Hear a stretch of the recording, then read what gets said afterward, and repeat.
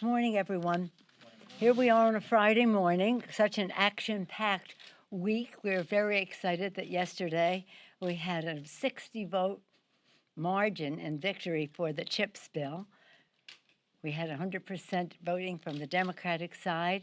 And once we got to 218, a large number of Republicans voting as well, which was encouraging because we always worked on this as a bipartisan bill.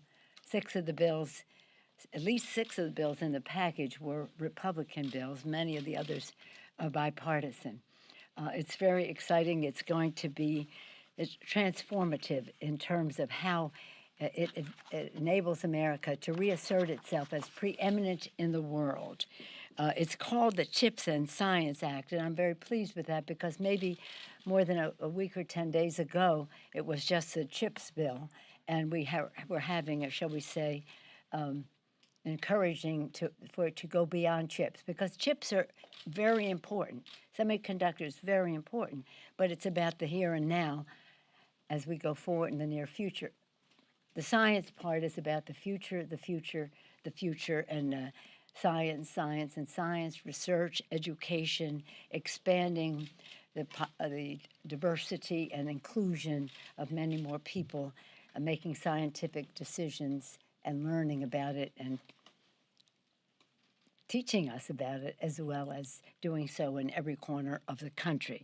You know what it does? It lowers costs for consumers. It creates 100,000 good-paying union jobs, reduces U.S. dependence on foreign manufacture as it brings chips manufacturing home, as Steny always says, make it in America, which is a national security priority as well as an economic necessity, turbocharges American innovation, really powering our preeminence on both research and next-generation technologies. I want to salute Eddie Bernice Johnson, the chair of the Science, Space, and Technology Committee. She got much of, not all, but a good deal of her bill's bipartisan legislation into the package, and Frank Pallone doing the CHIPS piece of this in a very effective way, and as well as 100,000 prevailing wage jobs, Bobby Scott, Richie Neal. I could go on and on about all of the members of our chairs who played such an important role, and all of our members who did so as well. And I just want to tell you a couple more things about it. It ensures that CHIPS funding comes with strong guardrails against corporate profiteering. It secures provisions to diversify the innovation workforce so our best minds can power our technologies of the future, and including in our legislation to drive decades of discovery with important money, strong investments, National Science Foundation, office at the Department of Energy, and NIST. And now I enrolled it outside in front of, with the backdrop of the Washington Monument, our tribute to our founders who were committed to the future. That's what this legislation honors, and we send it on to the president. That's pretty exciting for us. We had, I'm excited today because for a long time now I have wanted to reinstate the assault weapon ban. You weren't here, maybe you weren't even born when we did this in the 90s. It was hard, but it happened, and it saved lives. And I'm looking forward to having a good, the passage of it this afternoon. When I talk about it on the floor this afternoon, I'm going to show a presentation of what some totally irresponsible people are putting out there about little children, toddlers, learning how to use an assault weapon. Smaller assault weapons, but a gun like mommy and daddy. Small assault weapons, but getting their muscles ready to be able to use it. Is that sick? Anyway, we're hopeful that on our vote on the assault weapon ban and the outcry for it in the country, I think the most important thing to do is to have background checks. That probably saves the most lives on the ongoing. But with that, very important, is to eliminate to reinstate. We like to say reinstate because we did pass this before, and it did save lives. We take an oath of office to protect and defend our Constitution, the American people, making our community safe. Our Democrats are committed to having strong support for our law enforcement and our first responders. I'm so proud to announce that as of late last night, we've come to terms in terms of how we support our law enforcement and do so with accountability. I have to pay tribute to Joyce Beatty, the chair of the Congressional Black Caucus, to Josh Gottheimer, who really has been a leader on this issue, and Abigail Spanberger. She had a bill too, and they found a way to do what we want to support our men and women in uniform, but to also do so with accountability. Since we talked about a security package, though, we've been flooded with so many bills that people have, so we need to, shall we say, we have to have the bandwidth to deal with all of them, and hopefully, not hopefully, we plan to bring those support for our men and women in law enforcement with accountability to the floor in the second week of August when we come back. That is what I think will conform to when the Senate may be ready to send us the very important legislation whose title is Inflation Reduction Act. So we're very excited about the fact that we have a breakthrough there. It isn't everything we want. How many times have I said that? You cannot judge something for what it doesn't do, but respect it for what it does. And what this does do is quite remarkable in terms of our investment in protecting the planet. It lowers, in addition to which, it lowers healthcare costs with the subsidies that are extended for 3 years in the bill, as well as to have, for the first time, historic opportunity for the Secretary of HHS to negotiate for lower prescription drug prices. The cost of prescription drugs is the kitchen table issue in our country, and this legislation will reduce that cost, but also give people hope. And part of our lower cost, we're always saying, safer communities, lower cost. Again, we'll bring this legislation to the floor, the public safety bills, but at the time when we have the legislation coming over from the Senate. In that inflation reduction package, you know what it is: lowers cost of health care for millions, slashes prescription drug prices, historic action to combat the climate crisis, and lowers energy costs and advances energy security. Again, it does what we want to do to fight inflation by lowering costs. It's fully paid for, and no new taxes, as President Biden has said, for families making under $400,000 a year. I talked with a great enthusiasm and excitement about the advancement we're making in preparing legislation, passing legislation, and the rest. As we speak here right now on the floor, we're addressing drought and fires. And as a Californian, as a Westerner, this is very, very important legislation for everyone in our country, but in particular, we benefited from the intellectual resource that our Western members are on this. But we had a sad thing happen, and that was when the Senate failed to pass the PACT Act. How do you explain how 80% of the Republicans in the United States Senate said no to our veterans?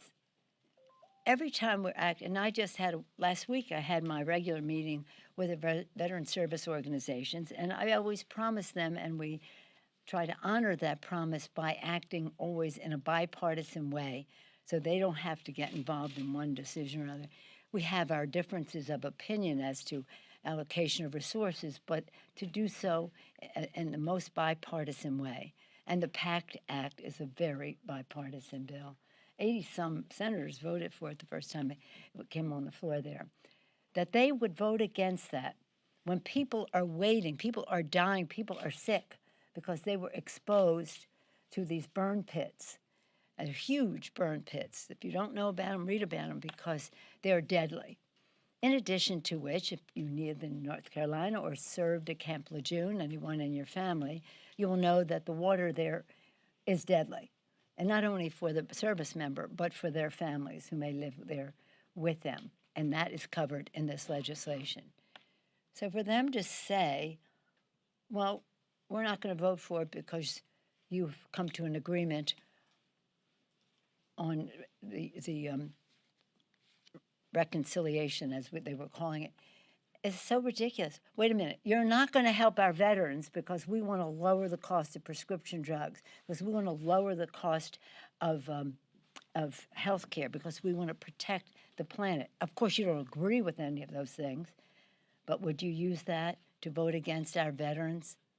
It's really immoral, almost criminal, because these people were exposed, and I've been on this issue since Agent Orange for a long time, and the sooner that we can do this, the healthier our veterans will be. As I said yesterday at our rally, when in the military we say on the battlefield we leave no soldier behind, and when they come home we leave no veteran behind. But the Republicans in the Senate did just that by 80% of them voting no.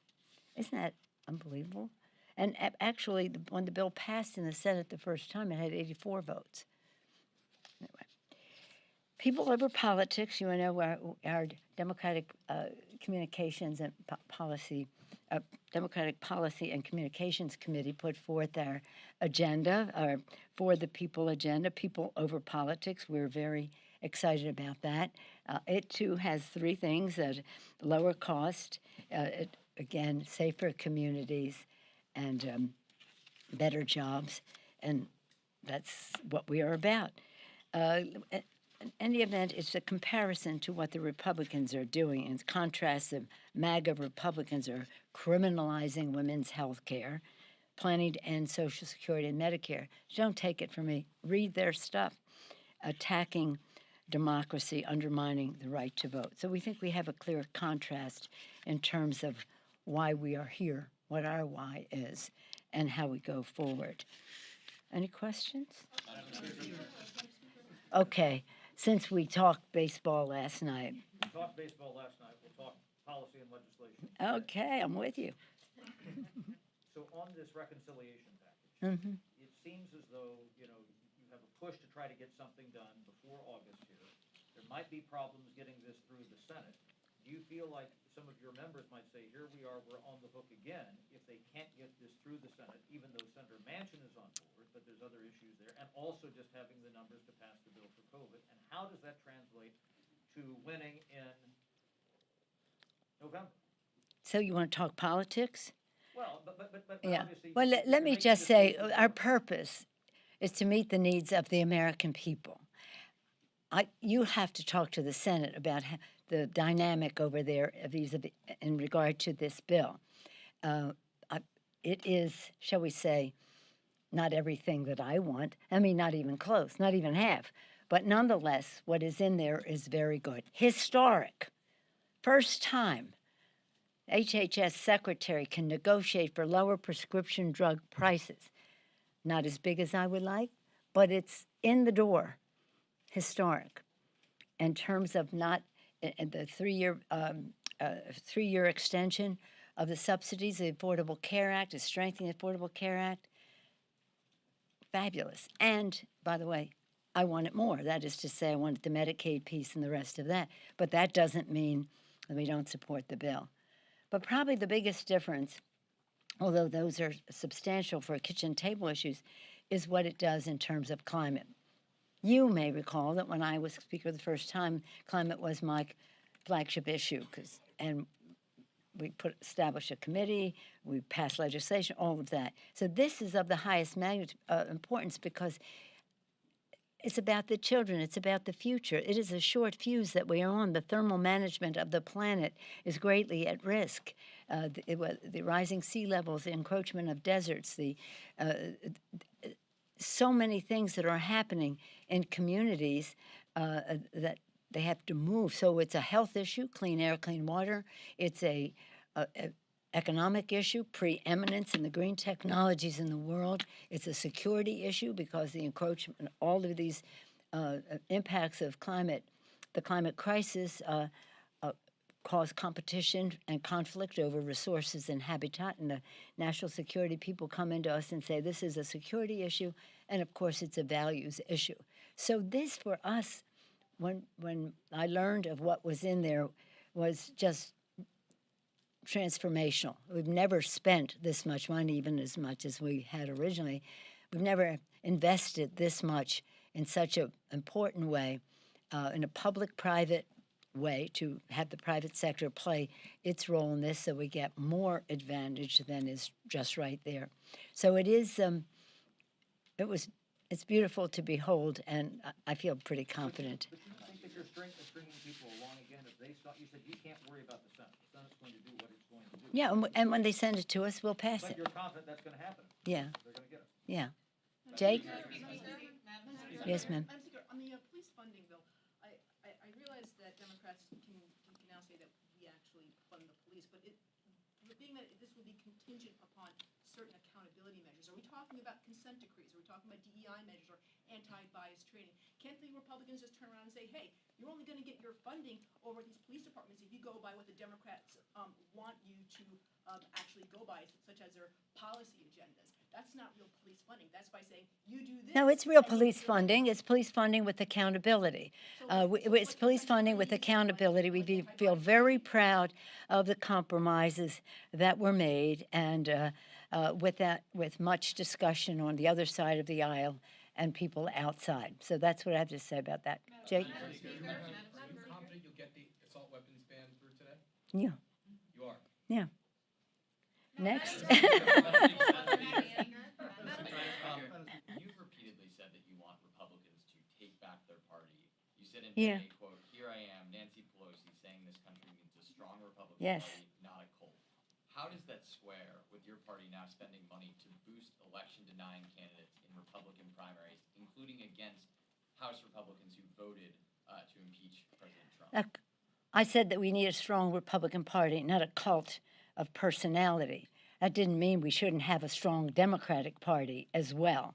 And the political decisions that are made out there are made in furtherance of our winning the election, because we think the contrast between Democrats and Republicans as they are now is so drastic that we have to win. And I feel confident win. I just see, what's that called? The 6 points, 44 to, what's it called, the poll? George has it? Yeah.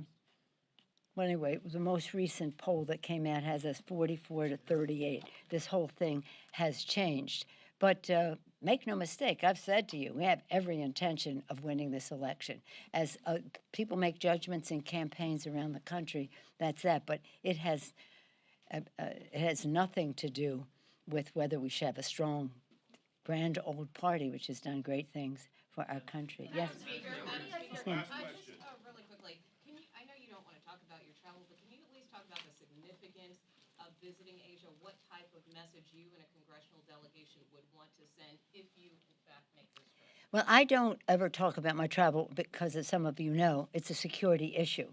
It's a security issue for every member of Congress traveling, especially abroad. But for the Speaker, it is an additional security issue, and for those traveling with me, not just members, but staff, etc.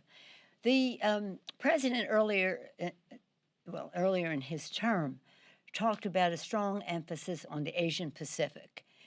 He has visited there, as Vice President's visited there, the Secretary of Commerce and others, and we want the Congress of the United States to be part of that initiative.